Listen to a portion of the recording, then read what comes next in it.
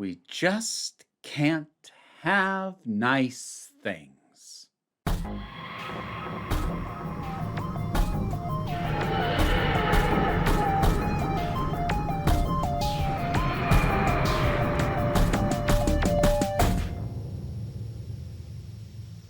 You know, there's sometimes I swear the universe bends around to mess with my schedule because the actor strike is still ongoing.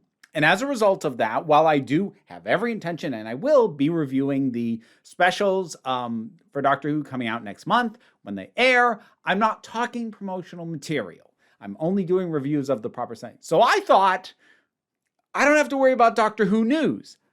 Because historically, breaking Doctor Who news has repeatedly thrown off my schedule. And I've had to drop everything else that I'm doing to cover that. I thought, well, that can't happen. Not until the strike's resolved. Because this is all technically business end stuff, which I can talk about, and I freaking need to, because what a mess. I need to give a little bit of a recap for anyone who has not been keeping up with this. And also keep in mind, this is ongoing. I intend to release this the day after I shoot it, so hopefully nothing major happens between when I shoot this and when it comes out. But this is an ongoing thing, which makes it very difficult to look into and frankly a bit messy. And that's beyond the inherent messiness of the situation. So, the entirety of the classic Doctor Who back catalog, all the episodes from 1963 through 1989, were scheduled to be moved over to BBC iPlayer. The claim, or at least the way it's been framed, is that this is part of the 60th anniversary. You can see them all in one place. I suspect that they were probably planning to move everything over there anyway, and they're just framing it that way. It's possible that that's the reason that they're doing it. They're acting like it is. I'm not sure I believe that, but regardless. And I think, I've had a hard time confirming this. I think this is only in the UK, because you can only get BBC iPlayer in the UK officially. And so I really hope Classic's still on BritBox in other territories, because that's going to be a big pain in my butt otherwise. We'll see how that pans out. But regardless, in the UK at least, episodes are from whatever other platforms they're on. I think BritBox is over there as well. Going to be moved over to BBC iPlayer. But they've had to recently drop the news that the very first episode, indeed the very first serial story of Doctor Who, so an unearthly child, and then the following sort of 10,000 BC kind of set story that follows it, is not going to be included with everything. So basically, if you start watching from the beginning of Classic, you're going to start with the Daleks. And that obviously tilted some heads. Some people, what? What is going on? Well, copyright nonsense is what's going on. And this is, this is such a mess. So there's a guy named Steph Coburn. Don't be surprised if you haven't heard of him. If you haven't been keeping up with what's been going on, you probably never have. He's nobody. And I'm not saying that to be derogatory towards the guy, but I'm saying as far as this industry goes, as far as the creative television, film, etc. industry and all this, he's nobody. He's not part of this. He never has been. However, his father, Anthony Coburn, used to write Doctor Who. And in particular, he wrote that first episode and the first serial. Now, this sort of, before I can go into things further, I need to kind of pause and talk about how dealing with copyright and who owns the rights to what, when you go back to the 60s and earlier, it has a tendency to get messy. Now, it tends to be a lot cleaner these days because by and large, most creatives, even if they came up with something completely on their own, they end up having to sign some kind of contract with a movie studio, a TV studio, a comic book publisher, whatever it is, that they are signing over the rights to their idea. They'll get paid. Hopefully, if they're not getting completely screwed over, they'll get residuals, but they don't get to retain the actual rights for having created the thing. That is standard now. Part of the reason it's standard now is because of a long history of different people owning different parts of a thing. Some ways that this is played out historically, for instance, Spectre, the massive global organization, the James Bond's nemesis, that couldn't be in the James Bond movies for a long time because there was a guy who had a falling out with the people producing the James Bond movies who had come up with Spectre, and he claimed the rights on that concept. And I think in particular just the script for Thunderball in general. But Spectre couldn't be used until they finally got those rights sorted in time for the Daniel Craig movie, Spectre, which was terrible, but that's a separate conversation. And that kind of thing's been wrapped up in Doctor Who before.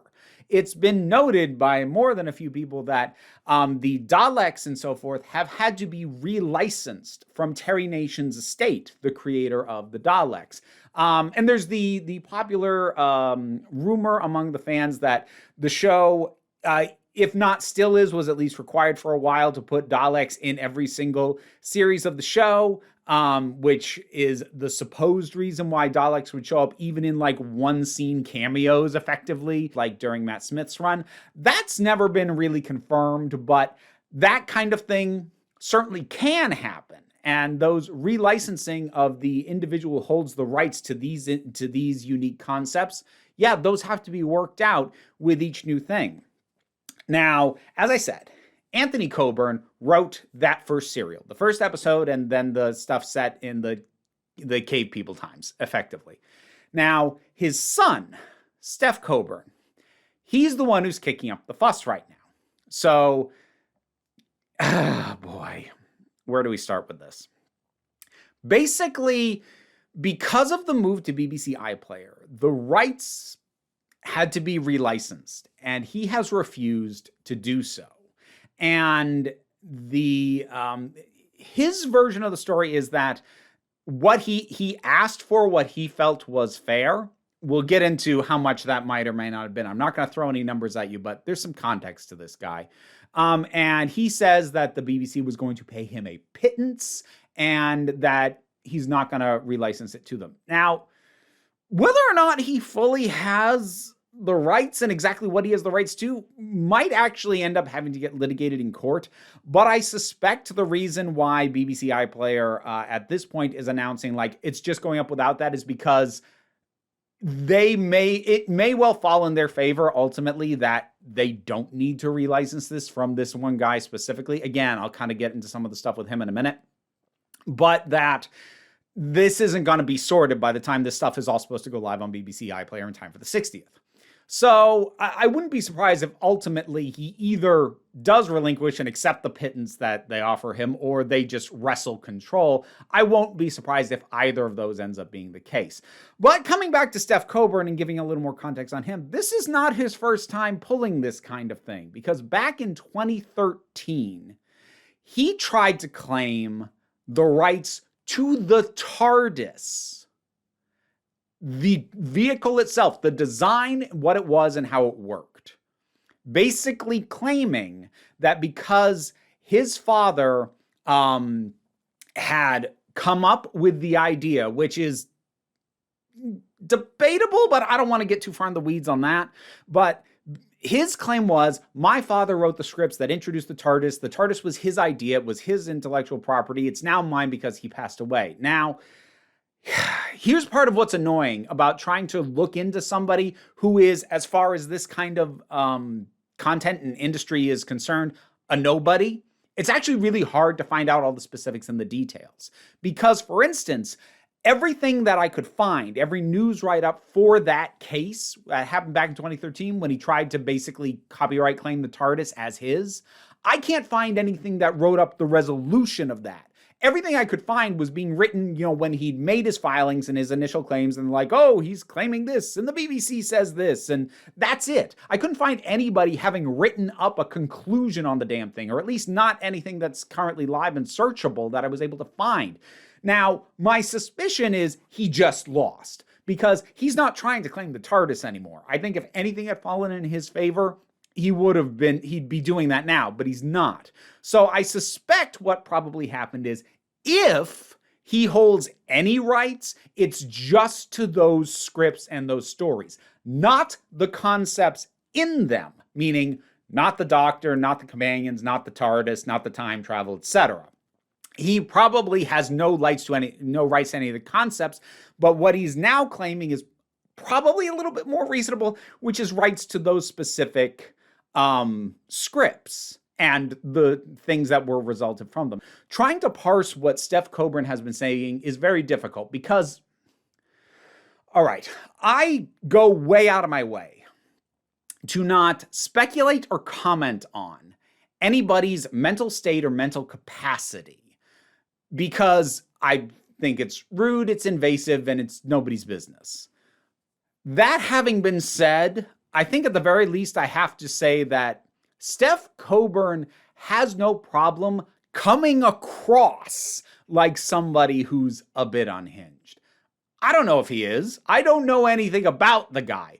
But if you go by what he is posting on Twitter, it feels very unfiltered. This includes, frankly, flat out implication that the BBC literally killed his father. Like, this stuff gets so squirrely so fast. And he's openly said that, part of this is, frankly, revenge. He's made some claims that his father was kind of screwed out of things and that his father had made an agreement to just give the ideas of his concepts back to the BBC, but he says that was invalid because he was sick and effectively on his deathbed, so that shouldn't count. So again, that's kind of what I said at the beginning. I'm not sure how many of these rights he actually holds or how much of it is a case of he has a claim to try and make, but that needs to get sorted out. That's what I suspect is a bit more the case, but it's really hard to say. And how much money was he asking for? If I were to guess, probably an unreasonable amount, given that he tried to claim the entire concept of the TARDIS before. Now, here's the thing. This entire thing makes me just so infuriated and frankly a bit uncomfortable talking about it. Because I'm not really on the BBC's side here, but I'm also very much not on Steph Coburn's side. Because in both cases, it's something I fundamentally have an issue with. I just, broadly speaking, as a person, as a creative, I tend to have issue with people who make money by owning stuff. Not by making stuff, not by coming up with ideas even and getting other people to realize those ideas, but people who just own stuff. And that gives them money. So this would be landlords. This would be most IP holders. This would be patent trolls. There's a good example that everyone can get behind as being terrible. If you're not familiar with that concept, these are people who buy up patents often to components that are commonly used in larger things, and who then threaten litigation against anyone who is using the thing that is patented even slightly. And then basically, oh, look, you can just give me this money and I'll go away. And basically, it's trying to get money by doing nothing. You have made nothing. You have done nothing to, buoy up or even really put in the money to invest in the creation of something. And even that, I still get squirrely about that. The fact that just because you paid for somebody's idea, you now get to own that idea, despite the fact that all you did was have enough money to do that. I'm still iffy on that. But at the very least, that's something. If you put in the money to finance something, I'm like, okay, you did technically do at least something. But with patent trolls, yeah, they bought a patent, but they didn't fund whatever creation made the patent in the first place. They just bought it and ooh, free money. And Steph Coburn very much comes off like that. He believes he has these rights, and he wants money. He wants money because he believes he owns the thing. The thing is, though, so does the BBC. The BBC makes all this money off of Doctor Who, not because they make it. They finance it sometimes. Right now, it's actually being financed mostly by Sony and Disney, but they don't make it. They pay people to make it. They pay people to be creative and make it. And those people if they're not getting completely screwed over, get residuals, but they don't retain any rights to anything they did, despite the fact that it's their work and their labor. And the BBC gets to get the biggest piece of that pie simply because they own the thing. So I'm in a situation where we have two battling sides of people who just want money because they own a thing. The BBC has been the one who has been making the money from owning it, and Steph Coburn wants money because he believes that he owns some of it. Now, if we're going to be fair, if we're going to go who has actually contributed towards this concept and this intellectual property, the BBC has certainly done more. Again, at the very least, they have commissioned people and paid people to do something with it. Whereas Steph Coburn just wants money. He's just kicking back and asking for money. And again, I suspect probably an unreasonable amount of it. I don't know that. We don't know what amounts he either was offered or asked for. But I suspect he's probably asking for an unreasonable amount of money. And this has kind of made him, for the moment, kind of the biggest villain in the Doctor Who fandom. It's like, who the hell is this guy? He's just somebody's son who believes he owns some rights. He also seems to, because this might have been what kicked off the initial 2013 lawsuit, he was very, very bitter about his father's contributions not being highlighted during the Adventure in Time and Space. That was the kind of the behind the scenes, the making of Doctor Who, how it first started, sort of TV movie thing that was done. But his father, I don't think, appeared at all, and his contributions were not mentioned. He seemed to take that very personally, which, again, is odd because you didn't make a thing. Your dad made a thing. And I get, like, boy, I wish they'd given him some credit and some due. Like, I do get that to a certain degree, but he just seems to be holding such a grudge and doing everything he can think of that is possibly, conceivably, or at least he can make an argument, is within his rights to do so, to just gum up the BBC because he's spiteful and bitter and wants money. Coburn has also implied that he intends to publish the scripts that he now has the rights to. Basically, this seems to be the way that he's going to try and still make some money, even though he couldn't reach an agreement with the BBC. And I mean, I guess as far as like a way to get something out of this, that's pretty innocuous, but given everything else that he's doing, this feels like him just scraping the barrel for whatever pennies he can get after his major play has, at least at time of recording, not panned out the way he wanted it to. I think he thinks he's waiting them out, and I think they are probably planning to try and sort this out in the courts. Again, we don't know yet. We're still in the middle of it, but we'll see. The whole thing is just a mess, top to bottom. Because if I'm being honest, the BBC probably did screw over his dad at some point. Whether it just be in terms of not giving him proper residuals or credits for things that he did, or whether they did in some way, force his hand or take advantage of someone who was in ill health to try and get the rights back. I mean, might they have done that? I could buy it. I could buy most corporations doing that. Of anything of size, yeah, I could believe they would do that. So did they in some way screw over his dad? Probably. Did they literally kill his dad? No. No, I don't think so. For me, this is a situation where the fans suffer and nobody's the good guy.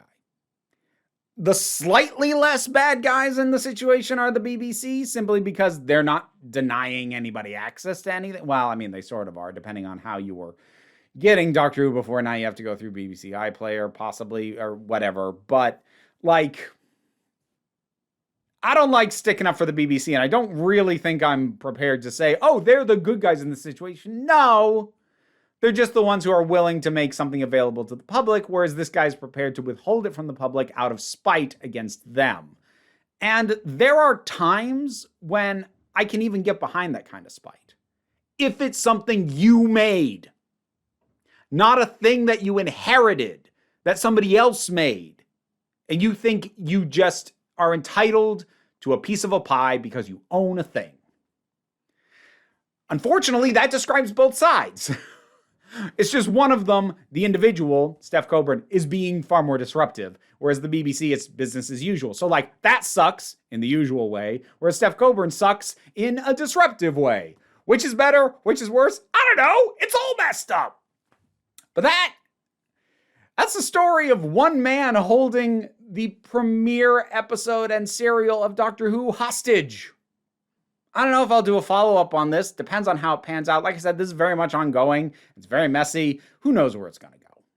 Whatever your thoughts are, no personal attacks on Steph Coburn. Again, I'm not here to defend the guy, but keep it civil, even in your criticisms. But drop whatever you're thinking down in the comments and let's talk about it. Patreon pays the bills and is why I'm able to do this and talk to you about these things, including on a quick turnaround like this ended up being.